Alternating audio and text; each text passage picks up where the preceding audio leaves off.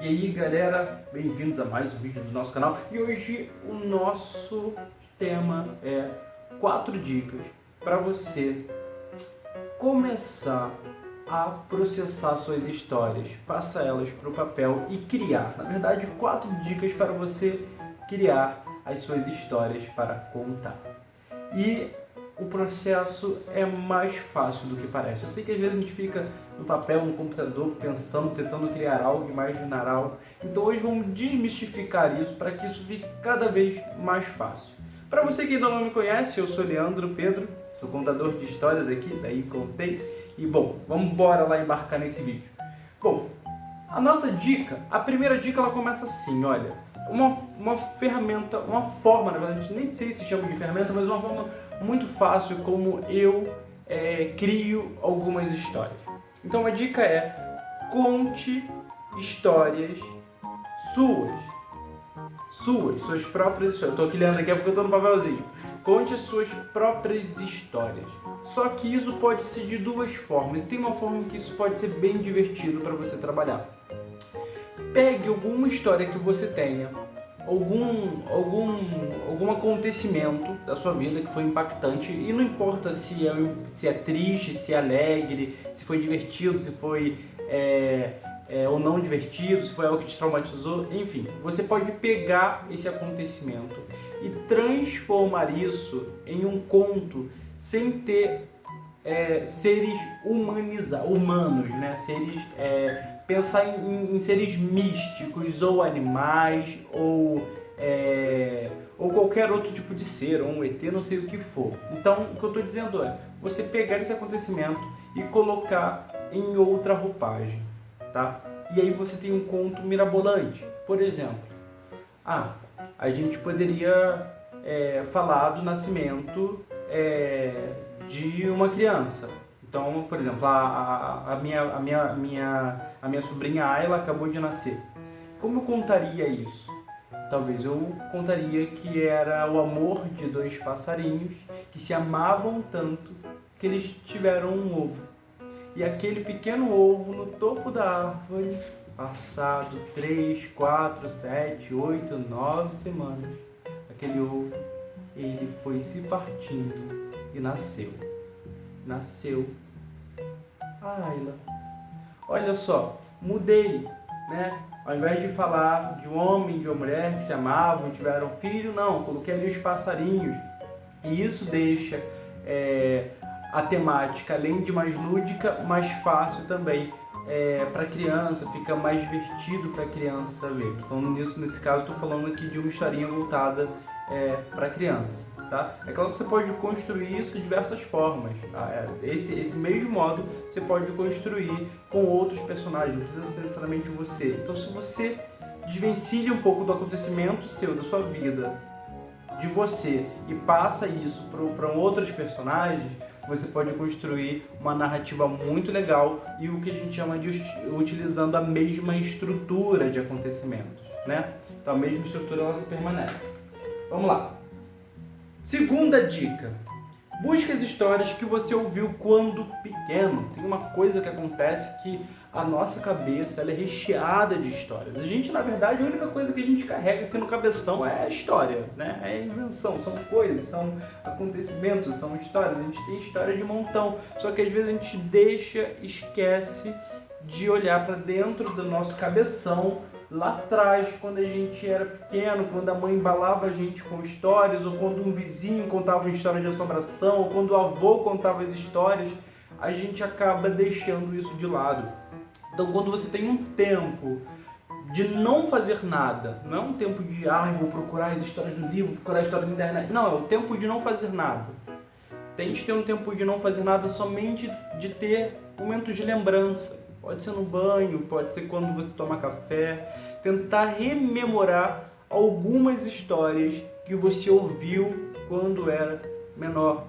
Então isso você vai começar a trazer à tona histórias que você nem imaginava que tinha, contos que você nem imaginava que tinha ouvido. Eu lembro fazendo essa brincadeira, né, de quase meditação, de parar um tempo e lembrar das histórias, uma das histórias que eu ouvia muito, que a minha irmã me contava, era Festa no Céu. E ela me contava de uma forma completamente diferente de como eu vejo hoje escrito nos livros, em alguns livros, né? Muitos livros já têm essa história da Festa no Céu. E então você também pode fazer essa pesquisa das suas próprias memórias. Então é legal, muito legal fazer essa meditação. Eu também escrevi muitas histórias que minha mãe me contava, né? Tem muitas histórias que eu conto hoje que estão escritas que minha mãe me contava, e eu fiz essa pesquisa, inclusive depois eu fui buscar ela de novo para rememorar essas histórias, para escrever e para recontar a partir do que ela me trouxe.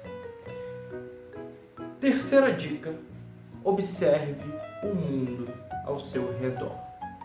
Coisas incríveis estão acontecendo o tempo inteiro, a todo momento. E é muito legal quando você observa e quando você consegue transformar aquilo que você observa em história. Tem algo que está acontecendo muito especial nesse período aqui em casa. Fora do nosso ateliê, a gente tem uma antena. Embaixo, logo assim, no cabo da antena, um beija-flor está fazendo um ninho naquela antena. Então isso é um acontecimento. Eu poderia olhar para aquilo sem nenhuma empatia com aquilo, sem nenhum tipo de vínculo. Mas eu também posso olhar para aquilo com algum vínculo, com delicadeza e pensar e começar a mirabolar histórias em cima disso. Que beija-flor é esse? Por que ele está criando ali o seu ninho? Quantos ovos ele vai ter? Qual o nome que ele vai dar para os próximos beija-flores que vão de nascer?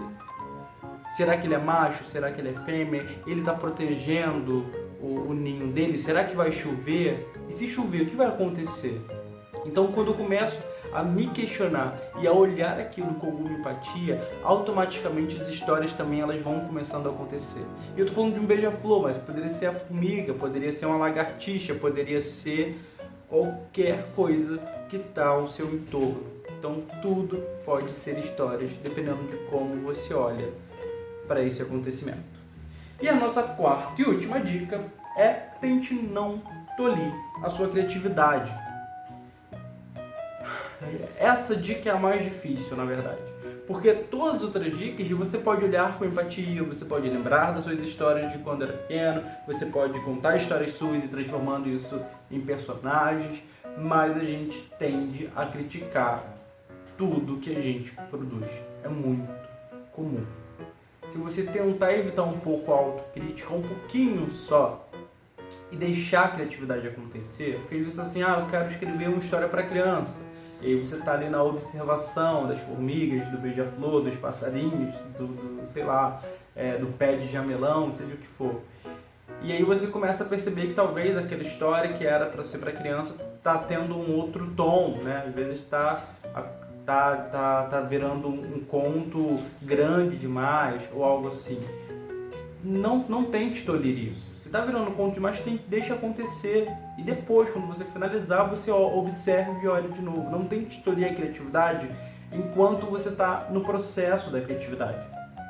Então você ter esse tempo de escrever, de observar, de olhar, de preparar esse material sem tolir a criatividade, sabe?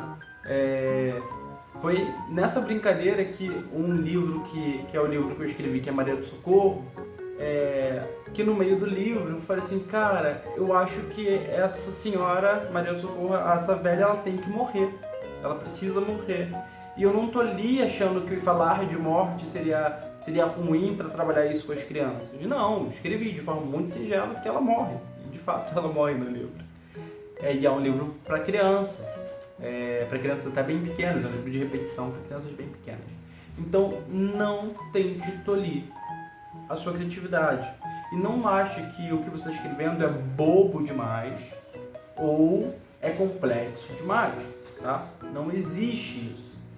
Vai ter determinados públicos que vão consumir de uma forma e outros de outras. E por isso eu trouxe aqui alguns livros para a gente relembrar. Por exemplo, esse livro aqui eu adoro, A Casa Sonolenta. Talvez você já conheça A Casa Sonolenta. E eu sempre digo que A Casa Sonolenta ela é uma narrativa muito simples, mas muito divertida. É assim, ó. Em cima dessa avó tinha um menino, em cima do menino, um menino sonhando, em cima de uma avó roncando, numa cama aconchegante, numa casa sonolenta, onde todos viviam dormindo. Em cima desse menino tinha um cachorro cochilando, em cima de um menino sonhando, em cima de uma avó roncando, em cima de uma cama aconchegante, numa casa sonolenta, onde todos viviam dormindo. Então, só nesses dois momentos vocês já perceberam que é um livro que vai trabalhar a repetição, não é? Em cima desse cachorro tinha um gato ressonando, em cima de um cachorro cochilando, em cima de um menino sonhando, em cima de uma avó roncando, numa cama aconchegante, numa casa sonolenta onde todos viviam dormindo. É isso. É um livro que vai trabalhar a repetição e é para um determinado público. O autor não ali e falou assim, eu acho que esse texto ele é bobo demais. Não, ele foi lá e se dedicou a escrever e é um livro super divertido e super vendido. Outro livro que é diferente da Casa Sonolenta é esse aqui, que virou filme, Onde Vivem os Monstros. No caso de Onde Vivem os Monstros, não é uma história acumulativa nem repetitiva. Ele é um conto mesmo, que foi separado em pequenas frases dentro do livro, que fala desse menino que visita, essa ilha de monstros. Então ele é um conto inteirinho, dividido. E olha só, o que eu acho legal assim, você pode escrever contos para criança. É legal você escrever contos. Ou então você pode escrever histórias de repetição, também vai ser legal. Esse outro livro aqui também é de histórias de repetição. Dente Ainda Doía, Provavelmente alguns de vocês também já devem conhecer, que é a história de um jacaré que tem um dente que dói e ele vai tendo ajuda de vários animais para tentar curar essa dor. Então é legal que as crianças contam e brincam com as histórias. Olha só, dor de dente. Dor de dente é algo muito humano, Assim, muito raro você saber de histórias de animais que têm dor de dente. Então, talvez, não sei, talvez sim, talvez não, mas como a autora, Ana Terra, ela passou uma informação, uma história que é tão humana, que é sobre dor de dente, e ela transformou isso para um animalzinho, que é o jacaré, e que vai pedindo ajuda para outros animais para tentar curar a dor de dente dele. Finalmente tem um animal que consegue ajudar ele. Vou deixar esse livro para vocês ficarem em casa pensando sobre ele. E um que eu adoro, que é um livro de contos, que é Clarice Lispector, A Bela e a Fera, que aí é um outro lugar da escrita também. E para finalizar, Clarice, eu gosto muito da Clarice porque ela escreve tanto para criança quanto para adultos. E ela fala muito que ela deixa o processo das histórias dela acontecer de forma livre. Aqui no finalzinho desse livro ela fala assim, vamos ver aqui, na verdade, o que a pessoa, a Olga Borelli, que fez a organização desse livro, fala sobre Clarice. Clarice achava que escritor mesmo era aquela pessoa que escrevia quando resolvia escrever, quando se propunha a um tema ou enredo, ou mesmo quando lhe pediam que escrevesse. Para ela, no entanto, escrever era coisa que nascia de um processo diferente. Eu não sei me comandar, ela dizia. Eu escrevo só quando a coisa vem. Eu estou doida para poder escrever um conto. A Clarice deixava as histórias virem para ela poder escrever. Então fica aí essa dica de Clarice para fim desse vídeo. Espero que vocês tenham curtido. Se você curtiu, não deixe de dar um like aqui embaixo. Segue a gente porque a gente tem boas dicas de contação de histórias para você começar o seu processo de contar e criar histórias. Um beijo e até!